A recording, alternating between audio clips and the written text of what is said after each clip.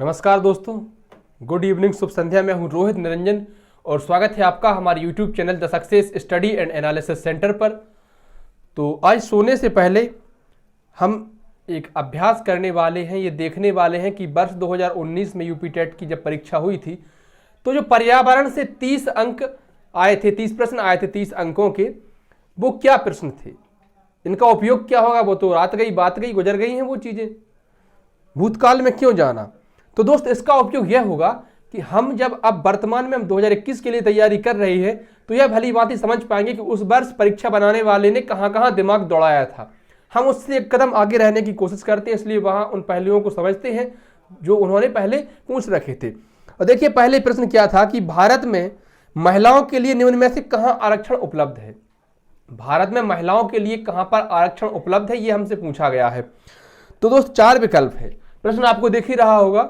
और ये 4 विकल्प कहते हैं लोकसभा, मंत्रिमंडल, विधानसभा और पंचायती राज संस्थाएं। कहां पर महिलाओं के लिए आरक्षण है, तो दोस्त इसका सही आंसर आपको बताना है।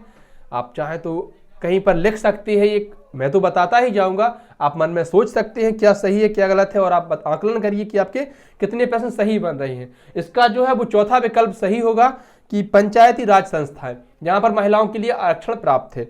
लोकसभा, मंत्रिमंडल, विधानसभा, इनमें महिलाओं के लिए आरक्षण प्राप्त जो है वो नहीं होता है। और देखिए किसी राज्य के राज्यपाल के रूप में नियुक्त होने के लिए किसी की आयु कितनी होनी चाहिए। अगर आपको किसी राज्य के राज्यपाल की न्यूनतम आयु पूछी जा रही है इसमें, तो कितनी होनी चाहिए, 35 वर्ष, 50 वर्ष, 45 वर्ष या 30 वर्ष। राज्यपाल की न्यूनतम जो आयु होती है वो 35 वर्ष होती है। राष्ट्रपति की भी न्यूनतम आयु 35 वर्ष होती है। लोकसभा के सदस्य की न्यूनतम आयु जो होती है वो 25 वर्ष होती है। और राज्यसभा के सदस्य की न्यूनतम आयु होती है 30 वर्ष। तो प्रधानमंत्री के लिए न्यूनतम आयु ही जब पूछ ली जाती है तो ये 25 वर्ष होती है, क्योंकि 25 वर्ष का युवा जो है वो सांसद बनने की योग्यता रखता है लोकसभा की, तो फिर वो प्रधानमंत्री भी बन सकता है। मैंने कई सारी अलग अलग चीजें बता दी। प्रश्न जो था कि राज्यपाल के लिए न्यूनतम आयु, तो पहला विकल्प सही होगा 35 वर्ष। अब ये मत कहने देना कि 25 की होगा, 10 वर्ष बाद हम राज्यपाल बन जाएंगे। अगला प्रश्न देखिए क्या है कि जोड़ियों का मिलान करना है। एक तरफ दे रखा है इन्होंने भारतीय संघ, राज्य, निगम और ग्राम पंचायत, दूसरी तरफ है प्रधानमंत्री, सरपंच, राज्यपाल और मेयर। अब देखिए कतई सरल, कोई माथापच्ची करने की जरूरत नहीं है, सीधा सीधा प्रश्न है कि ग्राम पंचायत का कौन प्रमुख होता है भाई। प्रधानमंत्री होता है कि ग्राम पंचायत मेयर बनता। ग्राम पंचायत में सरपंच बनता है, निगम में मेयर बनता है, राज्य में राज्यपाल और भारतीय संघ में होता है प्रधानमंत्री। तो इसका दूसरा विकल्प सही हो जाएगा, इसमें तो कोई दिमाग लगाने जैसी जरूरत ही नहीं थी। और देखिए कि सर्वप्रथम अनुच्छेद 356 का उपयोग कब और कहां किया गया था।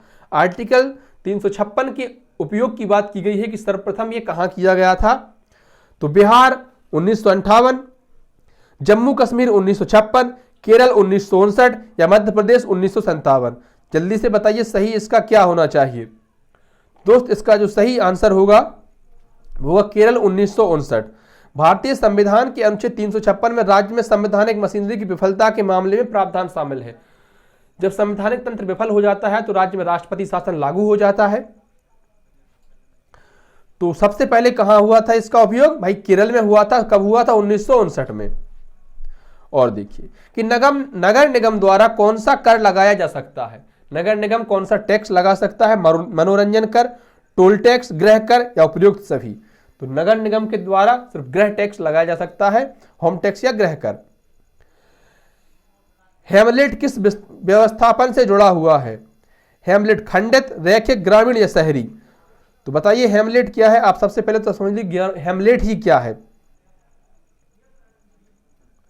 हेमलेट देखिए ग्रामीण क्षेत्रों से जुड़ा हुआ है, इसका तीसरा विकल्प सही होगा। और देखिए क्या है कि एक हेमलेट लोगों आमतौर पर सैकड़ों की संख्या में द्वारा कब्जा किए कई बिखरे हुए घरों से बना है, जो खेती, शिकार और मछली पकड़ने जैसी प्राथमिक गतिविधियों में लगे हुए हैं। पिछड़े क्षेत्र होते हैं गांव में, इनको हेमलेट कहते हैं। कोई इसमें बड़ी माथापच्ची करने की जरूरत नहीं है। अगला प्रश्न देखिए कि ज्वालामुखी पर्वत कौन सा है। भाई ज्वालामुखी पर्वत के बारे में पूछा जा रहा है। क्या हुआ, आलस आ रहा कि नींद आ रही। तो फिर प्रश्न को लगाते जाइए, आप आकलन करिए कि आपको कितना आ रहा है। उस वक्त अगर आप परीक्षा दे रहे होते तो आप कितने सही कर पाते। ज्वालामुखी पर्वत कौन सा है ये पूछा गया है, अरावली, एप्लासियन, यूराल या किलिमंजारो। तो बताइए सही क्या होगा, सही होगा दोस्तों इसका चौथा विकल्प किलिमंजारो। आगे देखिए, एलिफेंटा द्वीप कहां पर स्थित है। एलिफेंटा द्वीप की बात की गई है, कच्छ तट पर, मुंबई तट पर, गोवा तट पर या गंगा डेल्टा। एलिफेंटा द्वीप जो है वो महाराष्ट्र के मुंबई तट में है। और देखिए कि मानसून के जंगल वहां पाए जाते हैं जहां पर वर्षा होती है।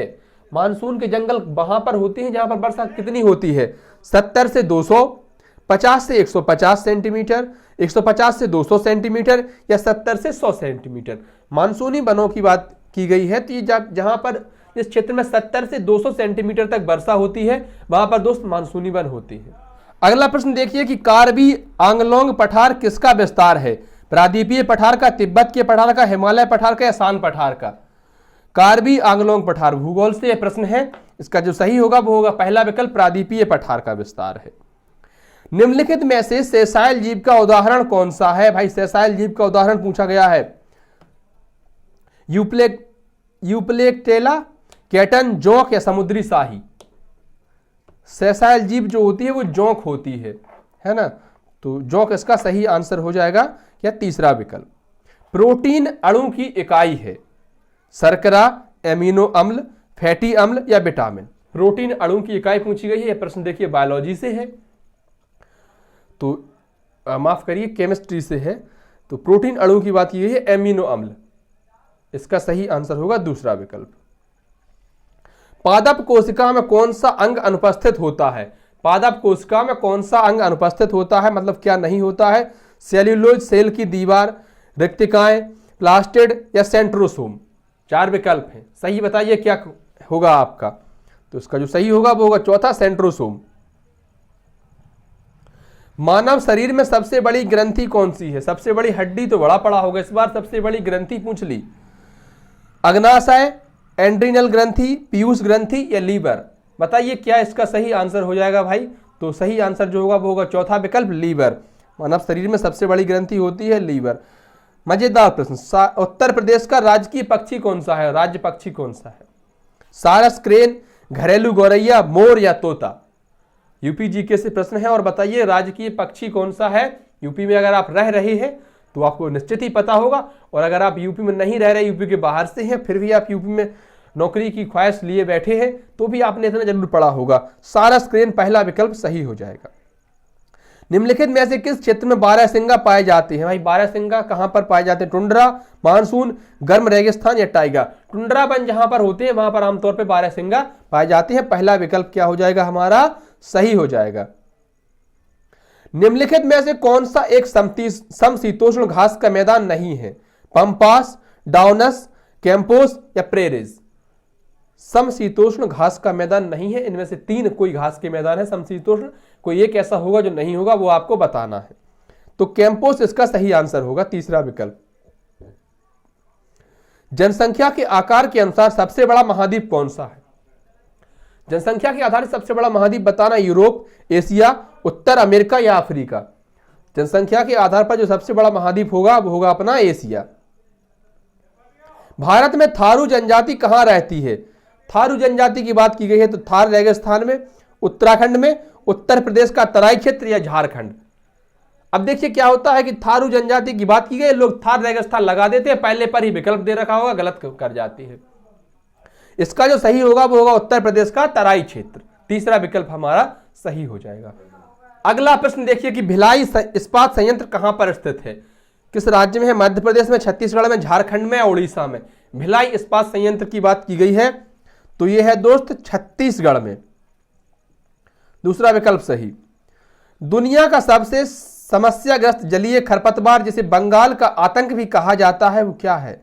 लेंटेना कैमरा, इकोर्निया क्रेप्सिस जलकुंभी या पार्थेनियम हिस्टेरोफोर्स कांग्रेस घास, या फिर चौथा है सिंथोडोन डेक्टाइलोन डोब घास। 4 विकल्प है, सही होगा इसका दूसरा, इकोर्निया क्रेसिप्स जलकुंभी। वायरस की अजैविक विशेषता क्या है। वायरस की अजैविक विशेषता के बारे में पूछा जा रहा है, तो इसमें आनुवांशिक पदार्थ नहीं होते हैं, यह पुनः उत्पन्न नहीं कर सकता, इसमें प्रोटीन नहीं होता, इसे क्रिस्टलीकृत किया जा सकता है। चौथा विकल्प ही सही हो जाएगा क्योंकि इसे क्रिस्टलीकृत किया जा सकता है। यूपी में शिक्षक बनना आसान नहीं है दोस्त, प्रश्नों का स्तर समझ रहे हैं आप। हलवा नहीं है कोई कि आपको शिक्षक बना देंगे वो इतने आराम से। और ये तो सिर्फ टेट है, इसके बाद सुपर टेट भी होगा, उसका भी पिताजी होगा। और कहते हैं कि हर बाप का एक बाप होता है, जिसे हम दादाजी कहते हैं, और आपको वो दादाजी बनना है। जब आप दोनों परीक्षाएं पास कर जाएंगे, वो भी बहुत अच्छे अंक से, तो निश्चित ही आप शिक्षक बन जाएंगे। और शिक्षक बनने के बाद आप देखिए कितना कुछ बदलाव आता है आपकी जिंदगी में, रहन सहन में, बोलचाल में। जो दोस्त आपको हरामखोर कहते थे वो कहने लगेंगे कि यार वो उसको तो पता था कि उसकी जॉब लगेगी, पहले से ही बहुत पढ़ता था। अगला प्रश्न देखते हैं कि भाई पादप हार्मोन जो फलों को पकने में मदद करता है कौन सा है? ऑक्सीन, साइटोकिनिन, गिबरेलिनस या एथिलीन। तो फलों को पकने में एथिलीन की मदद ली जाती है, एथिलीन इसका सही आंसर हो जाएगा। अगला प्रश्न देखिए, मुक्त जीवित अवायवीजीव नाइट्रोजन N2 मिट्टी में पाए जाने वाले बैक्टीरिया को ठीक करता है। एजोटोबैक्टर, क्लोस्ट्रीडियम, राइजोबियम या विब्रियो। 4 विकल्प हैं, बताइए क्या है इसका सही होगा? तो इसका जो सही होगा वो होगा दूसरा विकल्प, क्लोस्ट्रीडियम। अगला प्रश्न देखिए कि कोशिका के भीतर सामान्यतः किस प्रकार का डीएनए पाया जाता है? ए डीएनए, बी डीएनए, सी डीएनए या जेड डीएनए। कोशिका के भीतर जो होता है दोस्त वो बी डीएनए पाया जाता है। आगे देखते हैं कि वर्ष 1853 में भारत की पहली यात्री ट्रेन चली। पहली यात्री ट्रेन कहां से कहां के मध्य चली थी? बॉम्बे से पुणे, कलकत्ता से अलीपुर, बॉम्बे से ठाणे, कलकत्ता से दमदम। तो ये चली थी दोस्त बॉम्बे से ठाणे, महाराष्ट्र में चली थी पहली यात्री ट्रेन 1853। कार्यकाल पूछा जाए तो लॉर्ड डलहौजी का। अब देखिए कि एशिया का सबसे बड़ा पशु मेला आयोजित किया जाता है हरिद्वार, पुष्कर, सोनपुर या नासिक। तो एशिया का जो सबसे बड़ा पशु मेला होता है दोस्त वो सोनपुर में होता है और गंगा नदी के तट पर होता है। तीसरा विकल्प हमारा सही हो जाएगा। राष्ट्रीय एकता परिषद की स्थापना किस वर्ष में की गई थी? राष्ट्रीय एकता परिषद की स्थापना 1951, 1971, 1961 या 1981। 1961 इसका सही जवाब होगा दोस्त। अगले प्रश्न की तरफ बढ़ते हैं और देखते हैं कि निम्नलिखित में संविधान के किस अनुच्छेद में समानता के अधिकार का उल्लेख किया गया है? 6 मौलिक अधिकार प्राप्त है भारत के प्रत्येक नागरिक को। तो समानता का अधिकार जो है वो किस अनुच्छेद में है? अनुच्छेद 19 से 22, अनुच्छेद 23 से 24, अनुच्छेद 14 से 18, अनुच्छेद 25 से 28। तो जो समानता का अधिकार है वो अनुच्छेद 14 से 18 के मध्य है, सी विकल्प सही हो जाएगा। अंतिम प्रश्न बचता है हमारे सामने, किस देश का संविधान लचीला है? किस देश का संविधान लचीला है? भारत, अमेरिका, चीन या ब्रिटेन? तो ब्रिटेन हमारा सही जवाब होगा, चौथा विकल्प सही हो जाएगा। अब ईमानदारी से आपको सच सच बताना है दोस्तों कि आपके कितने प्रश्न सही हुए, कितने आपके गलत हुए। गलती हुई तो कहां हुई, कहां आपने अपने आप को कमजोर महसूस किया। ये जो वो 30 प्रश्न थे जो 2019 में आए थे, इसका जो अब स्तर होगा वो इससे कम नहीं होगा और ऊपर ही जाएगा, कट ऑफ भी और ऊपर ही जाएगी। तो इसलिए आपको अब तय करना है कि आप इस वक्त कहां खड़े हैं और पेपर किस आधार का आ रहा है। तैयारी तो हम कल से शुरू कर ही देंगे, रेगुलर वीडियो होगी, टेस्ट सीरीज होगी, सब कुछ होगा, चिंता ना करें। इसके लिए आपने अगर अभी तक हमारा चैनल सब्सक्राइब नहीं किया है तो प्लीज इसको सब्सक्राइब कर दीजिए। कोई इसका पैसे थोड़ी लग रहे हैं दोस्त, और आपको लगता है कि आपके किसी दोस्त का या परिचित के चैनल किसी काम का है तो उस तक भी जरूर भेजिए ताकि वो भी इसका लाभ ले सके। धन्यवाद प्यारे साथी।